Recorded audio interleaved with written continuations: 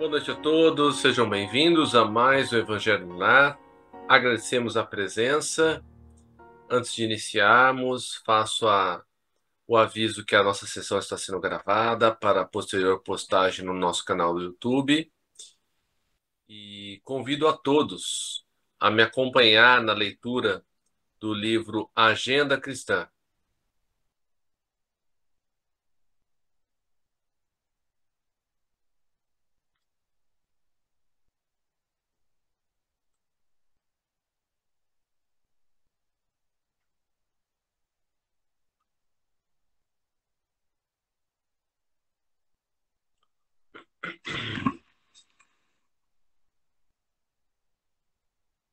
Você mesmo. Lembre-se de que você mesmo é o melhor secretário de sua tarefa, o mais eficiente propagandista de seus ideais, a mais clara demonstração de seus princípios, o mais alto padrão de ensino superior que seu espírito abraça e a mensagem viva das elevadas noções que você transmite aos outros. Não se esqueça igualmente de que o maior inimigo de suas realizações mais nobres, a completa ou incompleta negação do idealismo sublime que você apregoa, a nota discordante da sinfonia do bem que pretende executar, o arquiteto de suas aflições e o destruidor das suas oportunidades de elevação. É você mesmo. Prece inicial, Rubem, por favor. Nosso Pai, na terra e no céu, sagrado é teu nome. Seja feita a tua vontade conosco, como no espaço. Dai-nos do teu pão o suficiente para o dia, em tua compaixão, perdoai-nos e alargai-nos nossos corações para que perdoemos uns aos outros. Guia-nos para ti, Senhor, e dá-nos tuas mãos em nossas trevas, pois teu é o reino e em ti são nosso poder e realização. Amém. Rogamos ao Senhor Deus Todo-Poderoso enviar-nos bons espíritos para nos assistirem, afastar aqueles que possam induzir-nos ao erro e dar-nos a luz necessária para distinguirmos a verdade da impostura. Afastai também os espíritos malfazejos, encarnados ou desencarnados, que poderiam tentar lançar a desunião entre nós e com isso desviar-nos da caridade e do amor ao próximo. Se alguns procurarem penetrar nesse recinto, fazei que não encontrem acesso em nossos corações. Bons espíritos, que vos dignais vir instruir-nos, tornai-nos dóceis aos vossos conselhos, afastai-nos de todo pensamento egoísta, de orgulho, de inveja e de ciúmes, inspira-nos a indulgência e a benevolência para com os nossos semelhantes presentes ou ausentes, amigos ou inimigos. Fazei, enfim, que pelos sentimentos que nos animarem, possamos reconhecer a vossa salutar influência. Dai aos médiuns que encarregardes de nos transmitir os vossos ensinamentos a consciência da santidade do mandato que lhes é confiado e da gravidade do ato que vão praticar, a fim de que o façam com o fervor e o recolhimento necessários. Se estiverem entre nós pessoas que foram atraídas por outros sentimentos que não o do bem, abre os seus olhos à luz, Senhor, e perdoai-as como nós as perdoamos, se vieram com intenções malfazejas. Pedimos especialmente aos sagrados Espíritos da Luz, aos nossos guias espirituais, para nos assistirem e velarem por nós nesse ato. Assim seja. Amém. Obrigado, Rubem. Que vamos ler, meninas? Rosinha?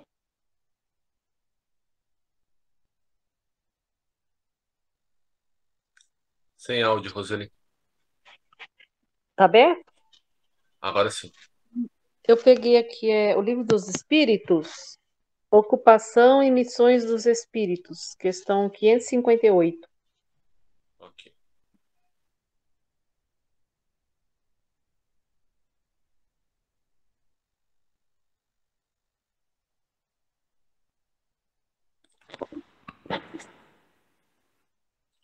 Sempre que a gente lê o Livro dos Espíritos, eu vou lendo, surgindo algum comentário, eu faço. Se alguém também quiser fazer algum comentário, por favor, fique à vontade. das ocupações e missões dos espíritos. 558. Alguma outra coisa incumbe aos espíritos fazer que não lhes seja melhorarem-se pessoalmente? Concorrem para a harmonia do universo, executando as vontades de Deus, cujos ministros eles são. A vida espírita é uma ocupação contínua, mas que nada tem de penosa, como a vida na terra, porque não há a fadiga corporal, nem as angústias das necessidades, né? Então, já por aí a gente vê que, mesmo para aqueles que supostamente ingressariam no céu, né? Não existe ócio, né? Não existe ficar tocando harpa, descansando. Nós podemos passar por momentos de refazimento no plano espiritual, que é a nossa verdadeira casa, mas depois a vida lá é vibrante, podemos tem a trabalho, a diversão sadia, há muitas coisas que podemos fazer, né? E com a vantagem da gente não ter um corpo físico, porque o corpo físico, ele, de certa forma, é uma máquina e ele tem as suas necessidades. Muitas vezes estamos fadigados devido ao nosso trabalho, às nossas ocupações. E os espíritos têm de acordo com o seu nível de vibração, do seu progresso espiritual, não tem essa questão. 559. Também desempenham função útil no universo os espíritos inferiores e imperfeitos? Todos têm deveres a cumprir. Para a construção do edifício não concorre tanto o último dos serventes de pedreiro como o arquiteto? Ou seja, todos trabalham. 560. Tem atribuições especiais cada espírito? Todos temos que habitar em toda parte e adquirir o conhecimento de todas as coisas, presidindo sucessivamente ao que se efetua em todos os pontos do universo. Como diz o Eclesiastes, há tempo para tudo. Assim, tal espírito cumpre hoje, neste mundo, o seu destino. Tal outro cumprirá, ou já cumpriu o seu, em época diversa, na terra, na água, no ar, etc. 561. São permanentes para cada um e estão nas atribuições exclusivas de certas classes as funções que os espíritos desempenham na ordem das coisas? Todos têm que percorrer os diferentes graus da escada para se aperfeiçoarem. Deus, que é justo, não poderia ter dado a uns a ciência sem trabalho, destinando outros a só adquirirem com esforço. Nota de Kardec.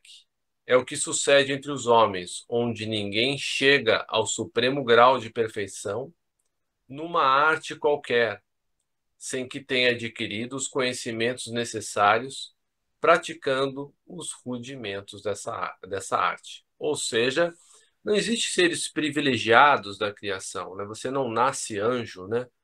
Então, todos nós, né, desde do átomo até o arcanjo, vamos percorrendo, né, os diferentes degraus da escala evolutiva, né? 562. Já tendo o que adquirir, os espíritos da ordem mais elevada se acham em repouso absoluto ou também lhes tocam ocupações? Que querias que fizessem na eternidade? A ociosidade eterna seria um eterno suplício. Ou seja, quanto mais elevado o espírito, mais ele trabalha, né? Então, e muitos nem descansam, porque não tem necessidade disso. Letra A. De que natureza são as suas ocupações? Receber diretamente as ordens de Deus, transmiti-las ao universo inteiro e velar por que sejam cumpridas.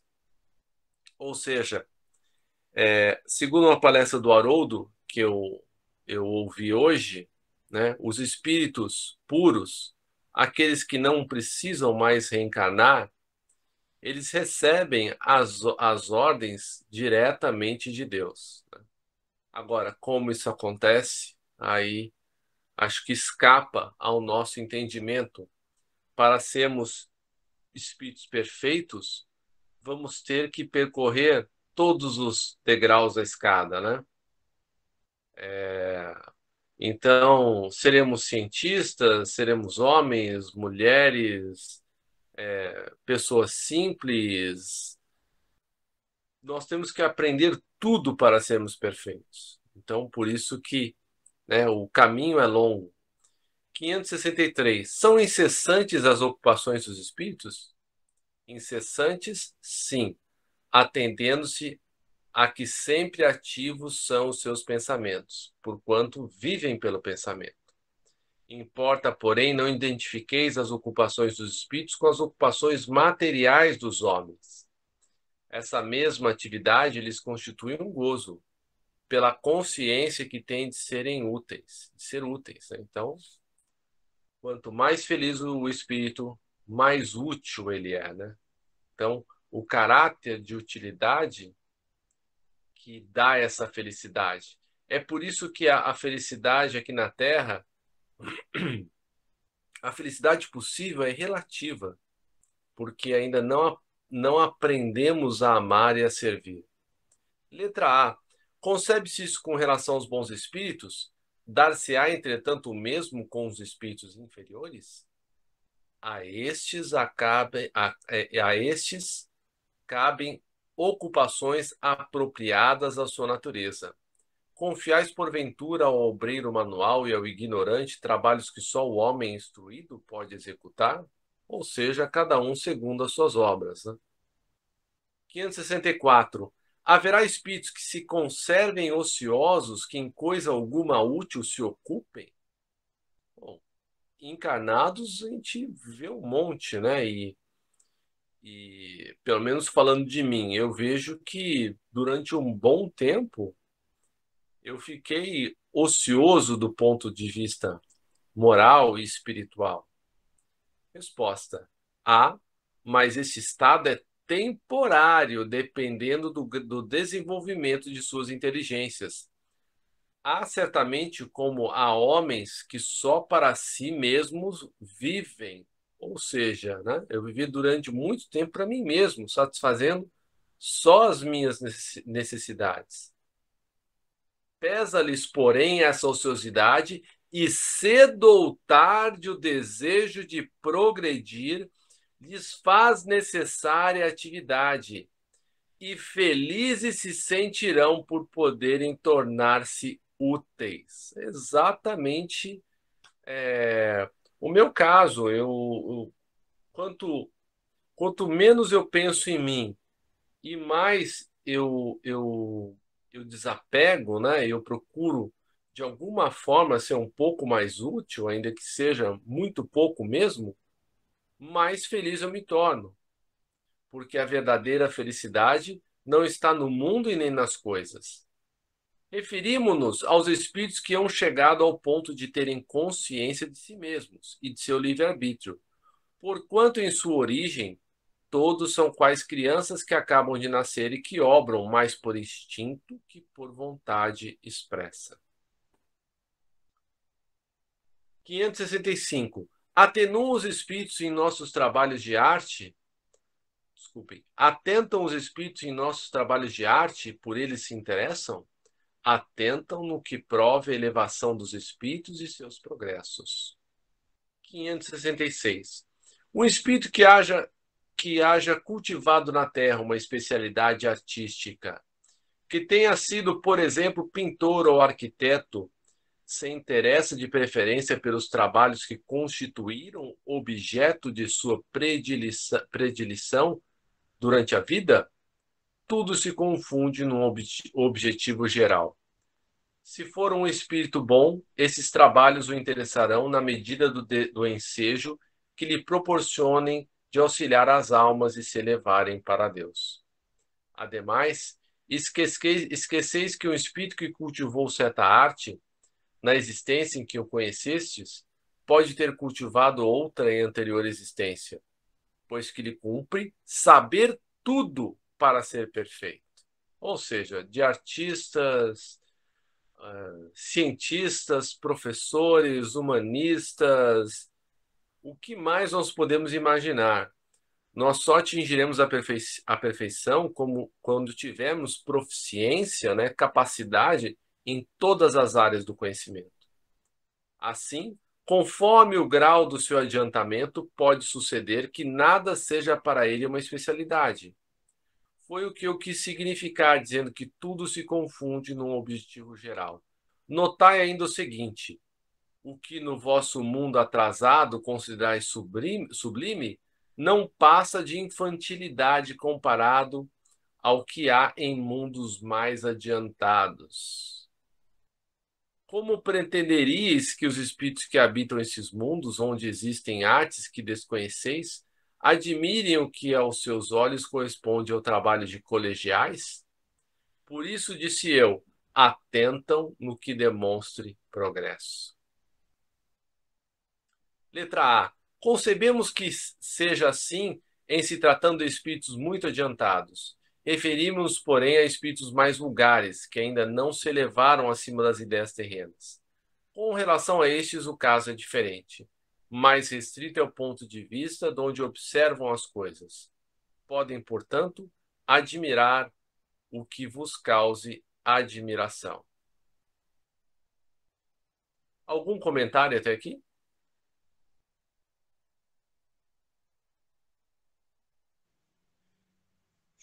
Fred e senhoras, aquele que achar que quando desencarnar vai descansar, né? Mesmo aqueles que estavam sofrendo aí com doenças, ou que tiveram, estão tendo um desenlace, né? Após um combate severo às doenças terminais, né? Ou aqueles que partem aí de forma fortuita, né? Até. O que nós sabemos é que passa-se um período ali de letargia e depois, quando ele é desperto, ele recebe os encargos. E muitos preferem não fazer nada. Eu li certa vez num livro espírita que uma senhora, né, desencarnou, uma mulher importante na sociedade do mundo material, foi num daqueles ministérios, né, e que pedir autorização para que ela visitasse seus parentes na Terra.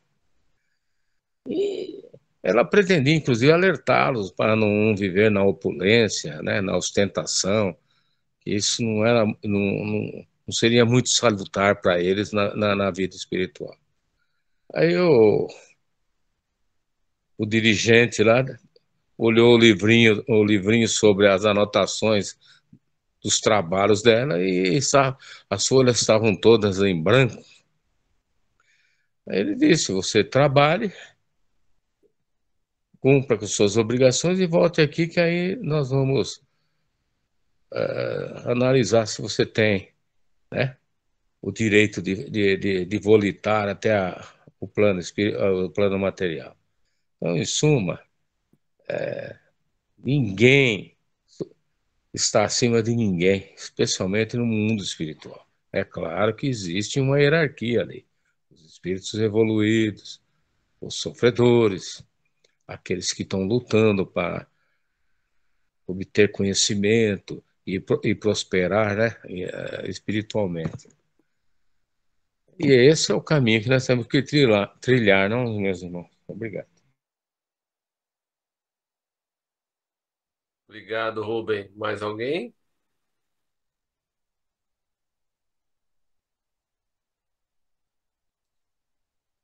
Continuar a leitura, então. 567. Costumam os espíritos imiscuir-se em nossos prazeres e ocupações? Os espíritos vulgares, como dizes, costumam. Esses vos rodeiam constantemente e com frequência tomam parte muito ativa no que fazeis, de conformidade com as suas naturezas. Cumpre assim aconteça, porque para serem os homens impelidos pelas diversas veredas da vida, necessário é que se lhes excitem ou moderem as paixões, né? Como as coisas desse mundo, nota de Kardec, os espíritos se ocupam conforme o grau de elevação ou de inferioridade em que se achem. Os espíritos superiores dispõem, sem dúvida, da faculdade de examiná-las nas suas mínimas particularidades, mas só o fazem na medida em que isso seja útil ao progresso. Unicamente os espíritos inferiores ligam a essas coisas uma importância relativa às reminiscências que ainda conservem as ideias materiais que se não extinguiram neles. Ou seja, né, se nós temos hábitos de vida complicados, a nossa companhia serão espíritos complicados, né? Se gostamos de beber, se gostamos de drogas, né? Até assim os hábitos um pouco mais tranquilos, né? Nós gostamos de série. Será que estamos assistindo sozinhos aquelas séries que tanto gostamos? E quando vemos, mais um capítulo, mais um pouquinho mais, aí quando você vê já é 3 horas da manhã e você está ligadão na série, será que somos só nós que estamos assistindo? Né? Os espíritos não têm o controle remoto, né? Eles precisam de alguém com controle remoto. Eles acham de alguém que gosta de Game of Thrones e está maratonando. Opa, esse aqui gosta, vamos lá. Nada contra, eu até gosto bastante. 568. Os espíritos que têm missões a cumprir, as cumprem na erraticidade, ou seja, no plano espiritual, ou encarnados? Podem tê-las num e noutro estado. Para certos espíritos errantes, no plano espiritual, é uma grande ocupação. 569. Em que consistem as missões de que podem ser encarregados os espíritos errantes que estão na espiritualidade? São tão variadas que impossível fora descrevê-las. Muitas há mesmo que não podeis compreender. Os espíritos executam as vontades de Deus, e não vos é dado penetrar-lhe todos os desígnios. Nota de Kardec. As missões dos espíritos têm sempre por objeto o bem. Quer como espíritos, quer como homens, são incumbidos de auxiliar o progresso da humanidade, dos povos ou dos indivíduos, dentro de um círculo de ideias mais ou menos amplas, mais ou menos especiais, e de velar pela execução de determinadas coisas. Alguns desempenham missões mais restritas e, de certo modo, pessoais ou inteiramente locais, como sejam assistir os enfermos, os agonizantes, os aflitos, velar por aqueles de quem se constituíram guias e protetores, dirigi-los, dando-lhes conselhos ou inspirando-lhes bons pensamentos. Pode dizer-se que há tantos gêneros de missões quantas espécies de interesses a resguardar, assim no mundo físico como no moral. O espírito se adianta conforme a maneira por que desempenha a sua tarefa. Ou seja, cada um de nós, né, encarnado ou desencarnado, que há desencarnados nas casas de todos nós, foi plantado onde precisa florescer e tem as suas atribuições, as suas funções. Então, se nós queremos progredir, né, não nos cumpre reclamar das nossas ocupações, do que temos que fazer, que a gente possa cumprir, né, todas as nossas atribuições com boa vontade, porque prova realizada é prova que não se repete. Agora, quando a gente pega, né, alguma coisa que a gente precisa fazer e faz com má vontade, quer dizer que a gente não aprendeu, né? Porque todos nós estamos trabalhando para Deus, né? Naquele livro, há 2000 anos, eu não lembro, que o Gesiel ele é enviado como escravo para trabalhar naqueles barcos romanos, né? E um um dos outros escravos vira para ele: nossa, está tudo perdido aqui. As pessoas que trabalham aqui, os escravos, não duram 3 meses e morrem, né? Ele vira para o escravo e diz algo do tipo: eu trabalho para Deus, né? Se Deus quer que eu desempenhe a minha tarefa aqui, estarei aqui. Aí, depois de um tempo, um dos oficiais romanos, né, fica adoentado pela lepra, né? E daí o Gesiel ele trata desse oficial que acaba se curando e acaba sendo libertado e, né, e a história continua. Não é isso, Rubem? Você conhece melhor essa história do que eu? Fred, eu creio que essa história dele seja nos 50 anos depois.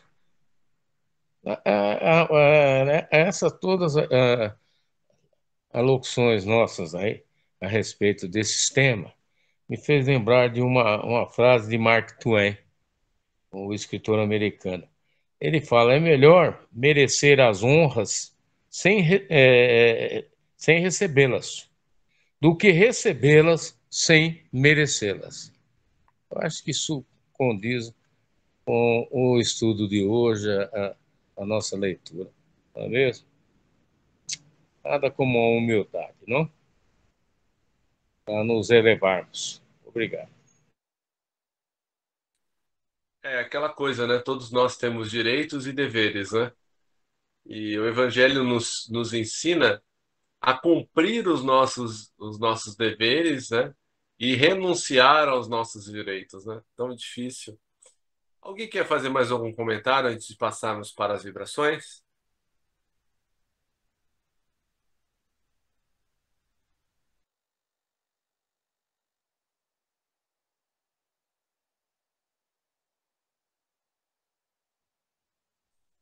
Vou passar então para as vibrações. Vamos então elevar os nossos pensamentos a Jesus, agradecendo pela espiritualidade maior que está na casa de cada um de nós, que fez a asepsia do ambiente, a limpeza, trouxe aqueles irmãos desencarnados que necessitavam dessas palavras tanto quanto nós, né? Não há diferença entre nós e os desencarnados. Eles têm as mesmas dores, as mesmas dificuldades que nós. Agora, nós temos uma vantagem sobre eles. A oportunidade da reencarnação é nossa neste momento para empregarmos bem o nosso tempo, né? Então, que possamos melhor empregar o nosso tempo. E agradecendo a Jesus e aproveitando para fazer boas vibrações por todos os nossos irmãos que estão em sofrimento. Inicialmente pelos desencarnados, por aqueles que deixaram a vida física pela porta do suicídio, como a Verena, a Juliana, a Gabriele, o Alan, o Bruno, o Elias e tantos outros. Que todos esses irmãos sejam amparados e que a nossa lembrança deles possa pesar um pouco que seja na balança, para que eles sejam amparados e resgatados. Vibremos ainda por todos aqueles recém-desencarnados, por aqueles que sentimos saudades, aqueles que partiram há menos tempo e também aqueles que partiram um pouco mais. Que essa nossa saudade nunca se transforme em revolta. Que possamos sempre pensar, como diz a música, Deus sabe todas as coisas. Sabe porque sofres também. Deus sabe todas as coisas e também o que te convém. Que possamos ter isso em mente. A saudade é sadia. A revolta é rebeldia. Vibremos ainda pelos nossos irmãos encarnados em sofrimento e principalmente aqueles que estão prestes a cometer o suicídio. Que tanto eles quanto os seus obsessores, que nada mais são do que espíritos que foram queridos, espíritos que foram maltratados, espíritos que sofreram nas mãos dos que estão agora encarnados e que não os perdoaram, que possamos fazer uma vibração especial por eles, que eles possam deixar a vingança de lado, que a vingança sempre torna muito mais infeliz aquele que quer se vingar e nunca tem fim. Que tanto eles quanto os encarnados, obsidiados, sejam amparados. E que agora cada um de nós possa vibrar por todas as pessoas que lhe vêm à mente neste momento.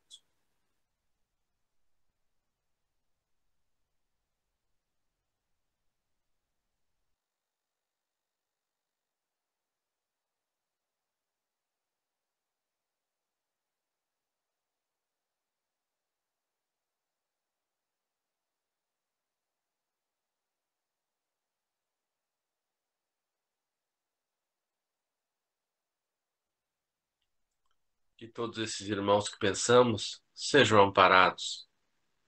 E agora cada um de nós possa pedir a manifestação das coisas justas de que necessita, do amparo material, espiritual e moral, lembrando sempre que devemos pedir com sabedoria, tal como os nossos filhos, que não podemos atender todos os seus pedidos, ainda mais quando pequenos, por não saberem o que pedem. Muitas vezes, Deus nos olha com extrema compaixão pelos pedidos que fazemos, pois muitas vezes esses pedidos e concedidos seriam para o nosso mal, para o nosso sofrimento posterior. E como Deus realmente sabe todas as coisas, sabe de todas as nossas necessidades, coloquemos os nossos pedidos para Ele numa conversa. Senhor, eu desejo isso, eu gostaria dessa situação mais favorável. Se for para o meu bem, se for para o meu progresso, se for para a minha felicidade, aquela imutável, não a felicidade temporária. Se for para a minha felicidade imutável e daqueles que estão ao meu redor, que esse pedido seja concedido, Senhor. Mas, se isso me trouxer sofrimento, ou aqueles a quem amo, ou os que estão próximos de mim, que esse pedido me seja afastado, Senhor. E que as luzes da tua compreensão recaiam sobre mim, para que eu possa saber, que eu possa sentir na minha alma que a tua negativa é, sobretudo, um ato de amor para mim. Que possamos agir assim, sabendo que Deus sabe tudo o que é melhor para nós.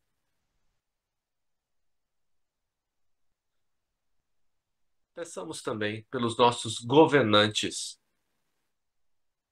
por todos aqueles homens e mulheres que detêm o poder na terra, que todos eles, tocados pelo alto, possam restabelecer e manter a paz no planeta, fazendo o melhor que podem pelos que mais precisam. Vivemos ainda pelos indivíduos anônimos que fazem a caridade, pelos centros espíritas, templos, igrejas, seitas de quaisquer natureza que professem o bem e a caridade. E enfim, Senhor, nós, os teus filhos queridos, pedimos que nos fortaleça no caminho do bem, para que possamos cumprir com coragem os nossos deveres, as nossas obrigações, fazendo assim um pouquinho que seja da tua obra, segundo as nossas capacidades, para que assim possamos construir o reino de regeneração que tu nos prometeste, mas que começa com os nossos esforços para fazer o bem, para dominar as nossas más tendências. Que assim seja, graças a Deus. Rubem, prece final. Agradecemos aos bons espíritos que vieram comunicar-se conosco. Pedimos que nos ajudem a pôr em prática as instruções que nos deram e façam que cada um de nós, ao sair daqui, esteja fortificado na prática do bem e do amor ao próximo. Desejamos igualmente que essas lições sejam proveitosas para os espíritos sofredores, ignorantes ou viciosos, que puderam assistir a essa reunião e para os quais suplicamos a misericórdia de Deus. Uma boa noite a todos. Jesus nos abençoe sempre. Boa noite a todos. Boa noite, gente. Gente. Boa noite.